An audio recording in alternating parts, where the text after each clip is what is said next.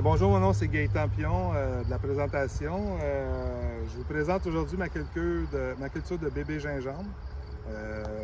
Moi, je suis un ancien employé d'ITAQ de Saint-Hyacinthe. J'ai travaillé là pendant 33 ans, plus spécifiquement à secteur maraîcher. Il y a 10 ans, j'ai commencé modestement à m'intéresser à la culture du gingembre, mais du gingembre en champ et non pas en serre comme plusieurs producteurs maraîchers bio font. Donc, j'ai au fil des années eu des succès, eu des échecs. Puis aujourd'hui, ça me fait plaisir de vous présenter cette culture-là qui est ma culture coup de cœur, que j'aime beaucoup. Plusieurs raisons. J'utilise beaucoup de gingembre, de bébé gingembre. Le bébé gingembre, comparativement au gingembre que vous achetez à l'épicerie, c'est un gingembre qui n'a pas atteint sa maturité. Donc, il va avoir une enveloppe blanche comparativement au gingembre que vous achetez à l'épicerie qui a son enveloppe qui a atteint sa maturité. Si j'achète des boîtes de gingembre à Montréal, c'est du gingembre bio, la provenance c'est du Pérou, que je pars en mars dans une chambre de croissance et que je vais transplanter au mois de mai quand les risques de gel au sol sont passés. J'utilise des structures pour les protéger du froid.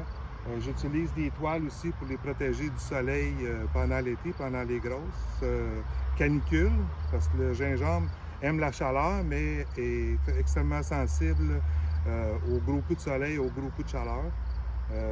Présentement, j'ai enlevé ça, donc j'ai une toile Agril P19 que je vais utiliser les nuits, parce qu'on est rendu au mois de septembre, le 15 septembre aujourd'hui.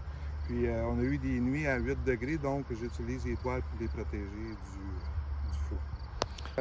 Si je me compare les gens qui produisent du gingembre en serre, les producteurs maraîchers bio, ils vont avoir des rendements de 4 à 5 kg au mètre carré.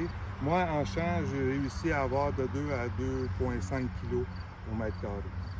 Moi, j'ai un cercle de bons amis, de bons cuisiniers, des épicuriens une fois que tu as goûté au bébé gingembre, tu utilises ça dans tes recettes, dans tes infusions, dans tes sautés aux légumes.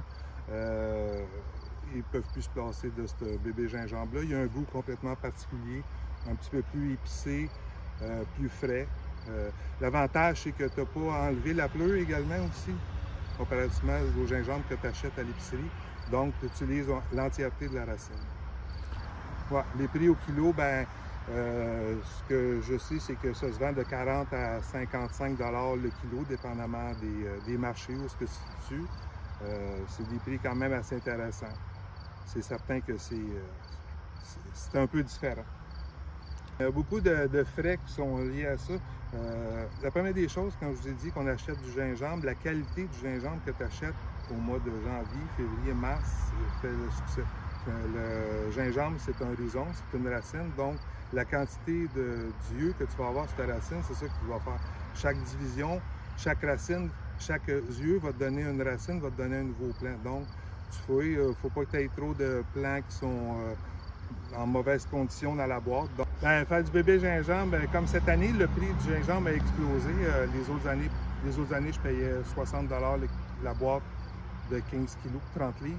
Et cette année, on a payé 140 $ la boîte. Donc, si